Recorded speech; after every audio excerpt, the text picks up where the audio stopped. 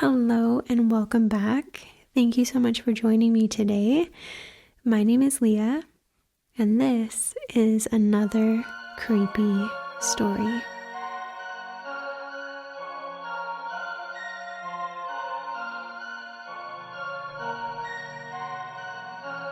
Just pineapple, please. I recently moved to Powell River to attend their culinary arts program. I've always loved cooking and figured that chefs don't sleep much, which is a win-win for my situation. I even found an apartment to rent for 6 months while attending, and the manager helped me get a part-time job at a local pizza shop. They knew the owner apparently. It wasn't much, but I was lucky enough to get weekend shifts. It fit my schedule, and tips were always really good on Friday and Saturday nights. Ever since moving here though, my sleep patterns have gotten worse. And this is saying a lot because they were horrible to begin with.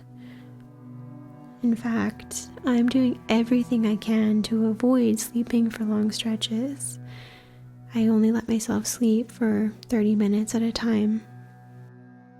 I'm not ashamed to admit that the dream scares me, because it does. But it's the physical pain preceding it that has me avoiding full sleep cycles. You see, I have suffered from one specific nightmare for as long as I can remember. I even remember arguing with my kindergarten teacher about it and why I didn't want to take naps with other kids at the school. I'm too scared of the nightmare, I would tell her. I tried to explain how the mean lady would leave me in the barn, where it was wet and cold. How she would close the door and everything would go eerily silent and dark. But I couldn't get out. And then I would wake up in the real world with this burning pain deep in my stomach.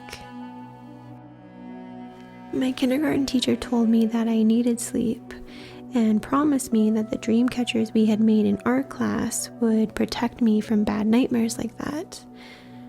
Even scary women who left children in cold barns couldn't penetrate them. I eventually took her word and laid down with the rest of my class. I gazed up at the dream catcher I'd made, covered in red and blue feathers and beads, and I hoped that she was right. Eventually, I fell asleep to her voice, reading a book about barn animals or something like that. But when I woke up from the nap and started screaming in pain and clutching my stomach, just like I told her I would, she called an ambulance. I remember trying to explain to the paramedics that it was the scary lady in my dream, that she would hurt my stomach in the real world. But then, after being awake for a minute or two, the pain would go away. They asked me question after question. They showed me pictures of different faces to help me explain myself. They ran tests and they even did x-rays. My parents tried to explain to them that I had been talking about the nightmare for as long as I could articulate myself. But I'd been a bad sleeper even as an infant. And there wasn't anything physically wrong with me. No doctor could figure out where this blistering pain came from upon waking. That was years ago. I'm an adult now, and the nightmare hasn't changed at all. It still haunts me every single night. The only difference is my understanding of it. It took me years to realize. I didn't understand it as a kid, but in the dream, I'm being buried alive. And even though it's the same scenario every night, it never gets any easier. The fear, the helplessness, the realness of it, it never dissipates. It's a place that I've never been, but I know it's a barn.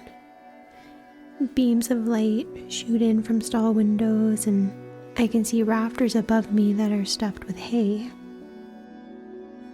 There's a black and white cat up there, and it's always hunting something. A mouse or a bird, I'm not sure. Whatever it's doing though, it's completely indifferent to the fear that I'm experiencing. I always find myself wishing that it was a dog. Maybe then it would come down and comfort me.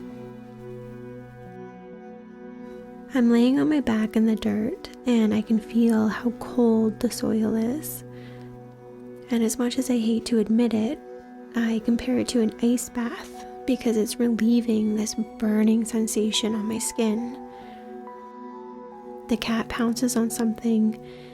I hear a thud, and then, like clockwork, I turn my head to the left, and I see the woman in the white, flowing dress, and she's exiting the barn. Her long black hair gets caught on the handle of the door as this big gust of wind comes through, and as she turns to free it, she looks at me. I know she sees me, but she closes the door and walks away. I hate her face. Like the cat, she's detached from me. She doesn't care that I'm lying there in the ground. She's the one that put me there. I know it. I try to move, but the weight from the shallow grave is too much. It feels like quicksand that's pulling me further into the ground. And then I feel like I'm falling. I wake up, only half aware of where I am, and I feel myself sinking into my bed.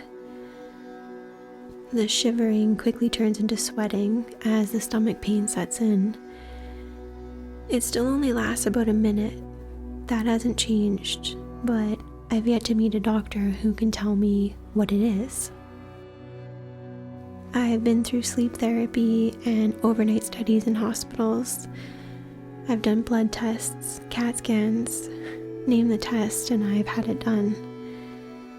The last doctor suggested that it was cortisol, that the stress from the nightmare spiked my hormones, causing inflammation in my body. I don't know. I just wish that it would stop. Luckily, with my school schedule and work, there wasn't much time for sleep. I hadn't met the owners of the pizza shop yet, but their daughter and manager, Amy, had hired me a week before the events. It happened on Friday. Amy and I were cleaning up for the night when the phone rang. I hoped that it wasn't an order, because I had just finished cleaning up the prep area. But of course, it was. 10 minutes before closing. "I'd like 2 small pineapple pizzas," a deep voice said. I think that she just woken up as she had that undisguisable, dropped voice box sound. "We have a special this week. 3 toppings, no extra charge." 2 small pineapple pizzas, she repeated. "Okay, if you order 1 large pineapple instead of 2 smalls, you'll save $7, I said, just trying to be friendly. Again, 2 small pineapple pizzas.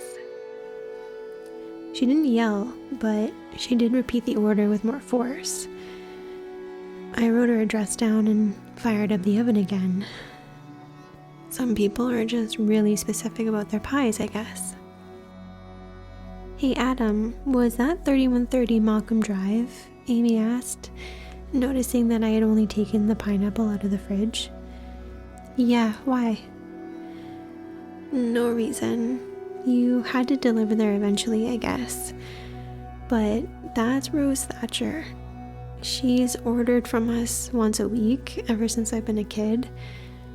She's never done anything, but she is kind of weird. That's the nicest way to put it. Amy flipped the close sign on the door, and I headed out for the delivery. I was exhausted from my lack of sleep and school schedule, but luckily the house was only about 5 minutes away, and the night was almost over.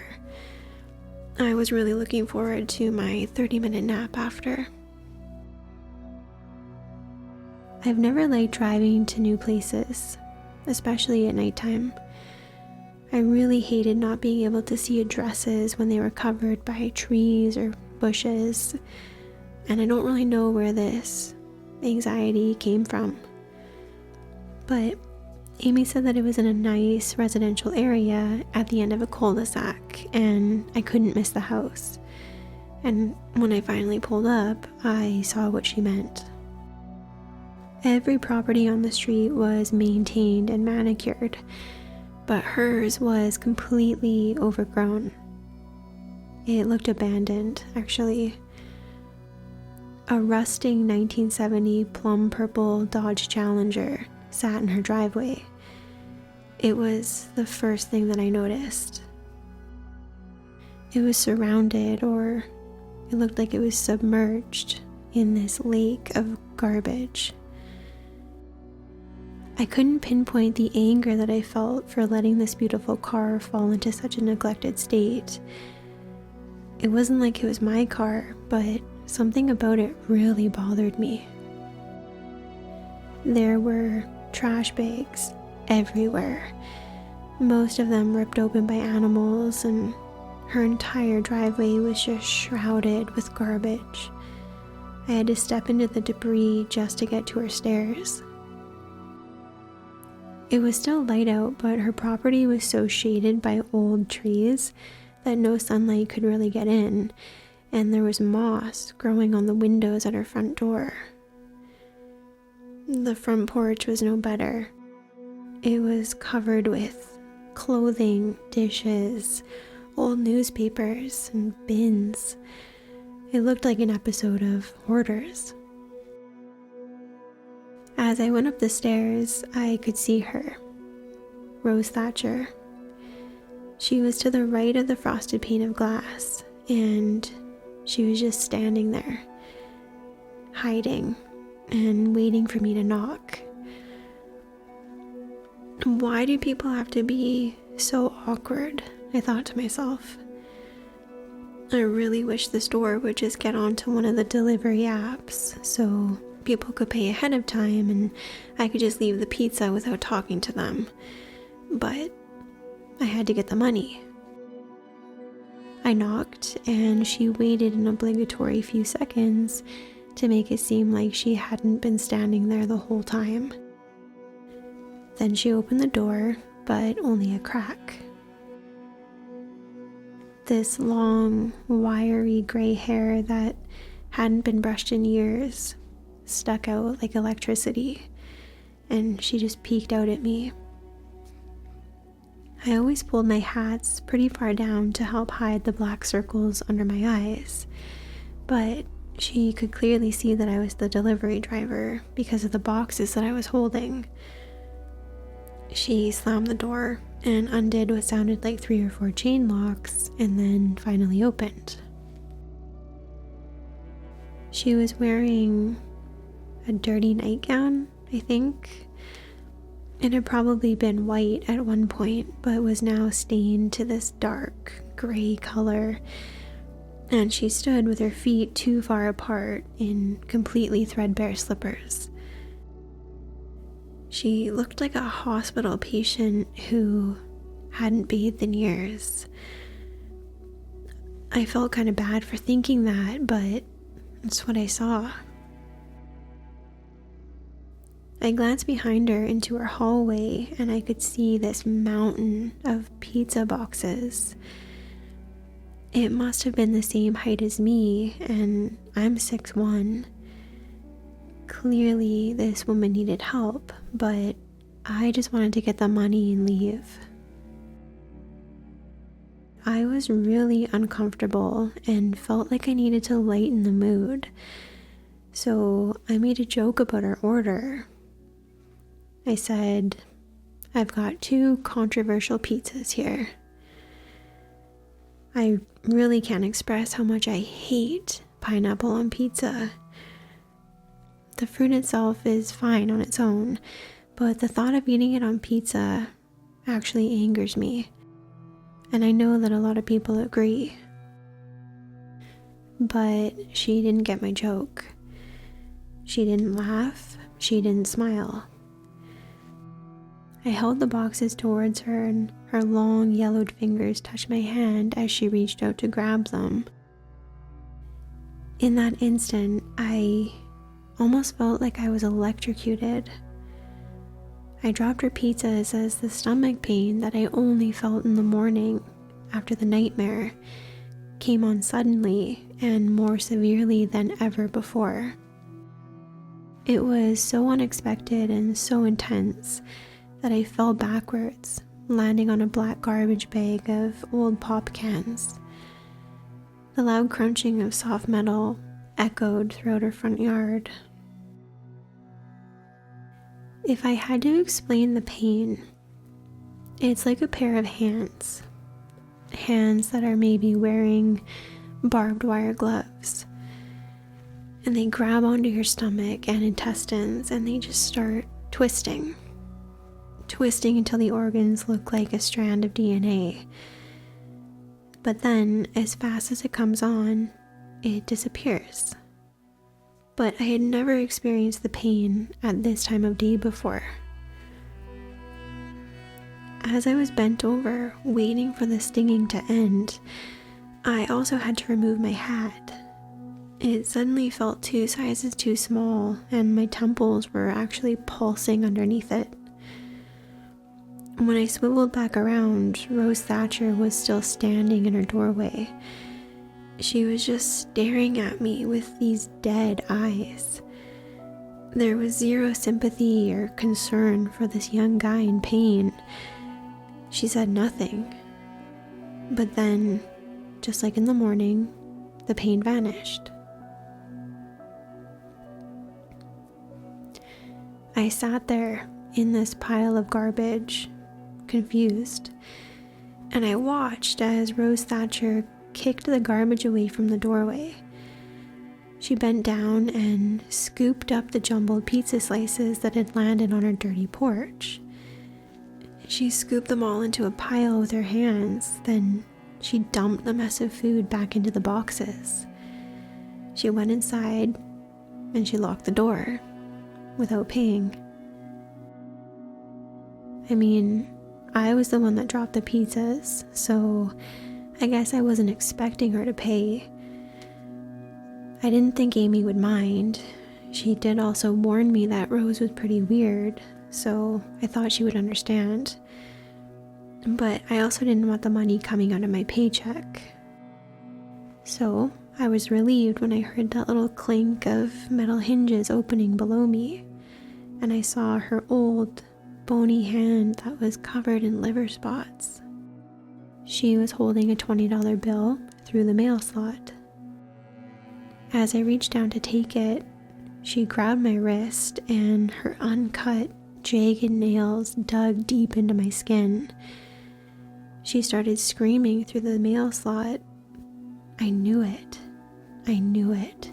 I knew it. Over and over and over again. I kept trying to pull away, and she kept screaming these 3 words over and over again. As I was trying to pull my arm away, I could feel and smell her disgusting breath coming through the little gap. She had long, sharp, yellow teeth, almost like a wild animal. As she was grabbing onto me, the pain in my stomach came back at the same time, but now it was sharper than it had ever been. And again, it only happened when she made contact with me. Once I broke away, the pain subsided. The strange headache came and went within only a few seconds, and then, as usual, I was fine again. I left the money and returned to the store empty-handed. I explained to Amy what had happened, and she said that she had never been comfortable delivering anything to that woman's house. She said that Rose had never gotten physical with her, but she wasn't surprised that something like this had finally happened. It was almost like she wasn't surprised that she had finally snapped. She said that she'd always gotten a bad feeling from that woman, like she was hiding some sort of dark secret or waiting to let something out. Maybe some sort of a monster. Amy called her mom and said that she was banning food orders and any deliveries to Rose Thatcher's house. And despite being a repeat customer for decades, her mom agreed. She wasn't going to put a customer before her employee's safety. So, when Rose called again the next night and placed the exact same order, Amy took the phone from me and told her that Riverside Pizza would no longer be serving her due to her bad behavior. I could hear Rose screaming some pretty colorful words through the receiver, but Amy was firm and eventually hung up. I felt pretty weird about the whole thing, like I had cost them a long-time customer, but Amy told me not to worry about it. She was curious about one thing though. She asked me if I had given Rose a fake name during the delivery last night. I said no, I didn't give her my name at all. That's weird, she said. She demanded that Derek deliver her pizza again. Nobody named Derek worked at the shop, and I was the only male driver there, so I had no idea why she assumed my name was Derek. It was too weird and almost too random to really give any more thought to it. And it was Saturday. We didn't have any more time to put thought into it. I ran 10 deliveries before 6 p.m. and the night was going good, and the tips were higher than usual. When I got back to the shop, Amy already had 5 more orders ready to go for delivery. She smirked at me with her cute grin as I packed the pizzas into bags. I was working up the confidence to ask her out, but I really didn't want to make anything awkward. I got the pizzas in the car and started backing out of the spot when another car pulled up behind me. I heard the engine first, but then it hit the brakes with this piercing screech and blocked me in. I recognized it instantly.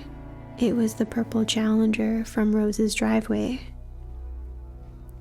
Amy had seen her pull in and was already on the phone with the police. She assumed that Rose had been so angry about not being served that she was going to make a scene, but both to her and my surprise, Rose approached my car, not the restaurant. I rolled the manual window up as fast as it would go. I did not want to be in close contact with this woman again. She was wearing the same thing as yesterday. The dirty nightgown, the slippers, but she was also holding a camera, one of those old Polaroids. I yelled at her to move her car and get out of here. I mean, I would have said more, but clearly this woman was unstable. She brought the Polaroid up to her eye and snapped a picture of me as I sat in the driver's seat. She waved the picture frantically, hoping that it would develop faster. And then she turned it around and she pressed it hard against my window. I saw my own stunned face sitting in my car and staring at the camera. I don't know what she was expecting me to do. Why was she showing me a picture of myself? And why was she so angry? She started beating on the windows and tried to open every door, but I locked each one. And once again, she started screaming. I knew it. I knew it. I knew it. But it was the next thing she said that really gave me the creeps. she said, "I'll finish the job this time." She reached into her nightgown pocket and pulled out what I thought was going to be a weapon, but it was a slice of pineapple pizza. It looked like a triangle cardboard covered in lint, but she took a large bite of it like it had just come out of the oven. Amy was now at the front door of the shop.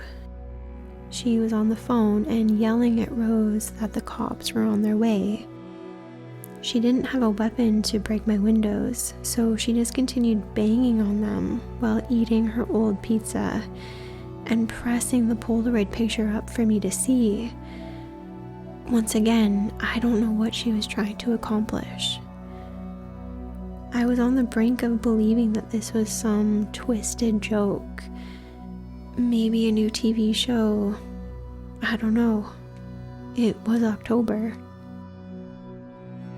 The cops, as well as Amy's mom, arrived within 10 minutes. Rose wasn't combative with the police or anything and was escorted easily to a car. It was only when they closed the door that I got out of mine. Amy ran over and hugged me, asking if I was okay. I was fine, just shaken up.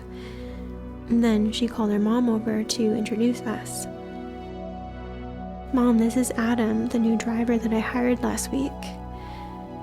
"Hi, I'm Cynthia." But Mrs. Rivers stopped mid-sentence and dropped her hand. "Mom?" Amy asked. "You look like you just saw a ghost." I thought I did," she said, and apologized for not shaking my hand. "I'm so sorry. It's just... You look identical to an old friend of mine." She got really close to me, much too close. "Even the mark under your eye," she said. "It's identical. It's eerie." I'd had the birthmark forever. It sat just under the right corner of my eye, and it almost looked like an upside-down teardrop. I used to be embarrassed by it, but I didn't really worry about it anymore. Amy asked her mom who I looked like, and her mom explained the similarity was with an old friend of hers, Derek Thatcher, Rose's husband. "You could be his twin," she said. Derek Thatcher had disappeared in 1988. Most people, including Amy's parents, had assumed that he'd left her because of her erratic behavior, and he just didn't have the heart to say goodbye. Nobody ever found out where he had gone, and nobody had heard from him in decades. It's always pretty awkward when people say that you look like somebody close to them, especially if it makes them emotional. And Amy's mom was clearly shaken up. I could tell that I was making her uncomfortable. I wasn't sure what to make of her story, but luckily a police officer came over at that moment and asked me to talk in private. I was glad for the interruption, to be honest. Though, as I walked with him to the opposite side of the parking lot, I could feel Amy's mom continuing to stare. I kept my head down, pretending like I didn't know that she was looking, but she was just staring at me. I know it was kind of selfish, but all I could think about was I hoped that she wasn't going to fire me. The officer held up the Polaroid that Rose had taken of me, and he asked me if I could tell him the story behind this picture. I quickly glanced at it, not really wanting to look at it anymore. I'd seen plenty of it while Rose was banging on my car windows. I told him that she took the picture while I was sitting in the car. The officer looked very confused. "No," he said. "It's a picture of you sitting at a dining table, eating what looks like... Is that pineapple pizza?" "I just want to know why Rose has this picture on her. Are you related to her?" I think my jaw actually dropped, the way that people describe it in books. Was this how Amy's mom felt when she saw me? The guy in the picture was smiling at the camera. He looked happy. He had medium length brown hair, a neck that was almost too long for his body, and a teardrop-shaped birthmark under the right eye. It was me. But it wasn't me. I was sitting at a table that I didn't recognize, in a house, a kitchen that I had never been. The guy was smiling, doing the peace sign with a plate of pizza in front of him. And Cynthia Rivers, Amy's mom, she was in the picture too, and she was hugging the guy from behind. She looked like she must have only been in her 20s. I grabbed the picture from the officer and I turned it over. On the back, it said Derek and Cynthia, 1988. While in custody, Rose admitted to the murder of her husband. In October of 1988, she had begun poisoning him. She went into extreme detail about how she had discovered the affair between him and their friend, Cynthia Rivers. Her and Frank had just opened Riverside Pizza. Rose thought that it was only fitting to put the poison on his favorite food, pineapple pizza. When he died, she buried him in the barn on their property and told everyone that he had left her. They had always had serious problems, so nobody questioned his leaving, except Cynthia. She had always thought that the circumstances were suspicious. When I had made that delivery to Rose, she believed that I was him, that I was Derek. She believed that I had come back to haunt her for what she had done, and that I was trying to poison her in revenge. She even told police that Cynthia was in on it, that she had somehow brought me back to life. When the team searched her house, they found it stuffed with old pizza boxes. Rose Thatcher had been ordering 2 small pineapples once a week since 1988, in some sort of macabre remembrance of what she had done. She had never eaten any of them. They had just been sitting in her house for all of those years. Reporters soon swarmed the house, and this large tent was constructed around the barn in the backyard. It was there where the CSI team found and retrieved the body. He was buried inside in a shallow grave below the rafters, just like in my nightmare. Derek Thatcher was given a proper burial after the investigation. Cynthia attended so she could give her final goodbyes. I didn't attend the funeral, but I did stop by the gravesite that night, long after everybody else had left. I wasn't in the mood for people to do double takes when they saw me. I don't know why I went. Something about seeing myself in his photo and knowing what happened to him.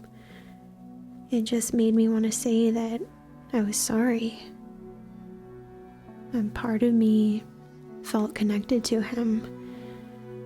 And I know that sounds crazy, but I can't really explain it. If you see a photo of yourself, it looks identical to you, and you hear that they've been murdered, it's a pretty indescribable feeling. All I do know is that I was shocked when I saw the date of his death on the headstone. October 21st, 1988. My birthday. I later learned from Amy that the Challenger had belonged to Derek. Cynthia bought it in the estate sale and was going to have it restored in his honor. I kept working at Riverside Pizza while attending classes. It's still weird how Cynthia looks at me sometimes. It's like she's replaying memories with me that I just can't remember.